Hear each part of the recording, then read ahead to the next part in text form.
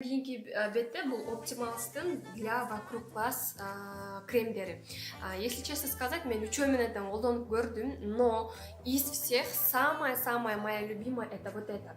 И мне үчүн вот она вот такой вот баночкада келет, и знаете, вот даже если вот обычный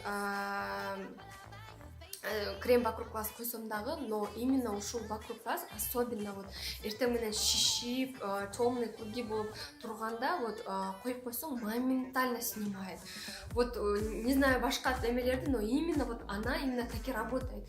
Я ее даже как для вот перед нанесением макияжа, чтобы вот сильный вот ондай дом коюп вот не выспалась шишип турганымда колдонгонду аябай жакшы көрөт элем.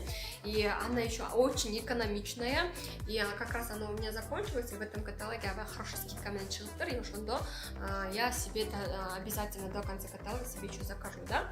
И смотрите, бул пигментацияныкы, то есть любой дневной кремди вокруг глаз койгонго болбойт, потому что биздин көзүбүздүн тегерегибиз аябай нежный келет, и дневной кремдер они наоборот күчтүү болуп кетет, даже будут сжигать, да, то есть үгүзүп салат көздүн вокруг глаз. Поэтому вокруг глаз койбойбуз да.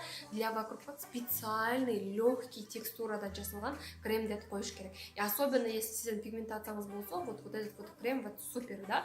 И как некоторое время назад у меня именно вот көзүм астында вот гусиный лапкаларым бар эле да, и ошол гусиный лапкаларымды вот шуреки менен коюп атып, вот оно у меня ушло.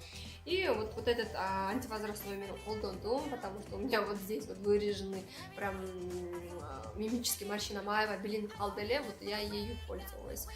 И не знаю, кайсыл эме вокруг глаздан кетти, но она уже заметно ушло, да.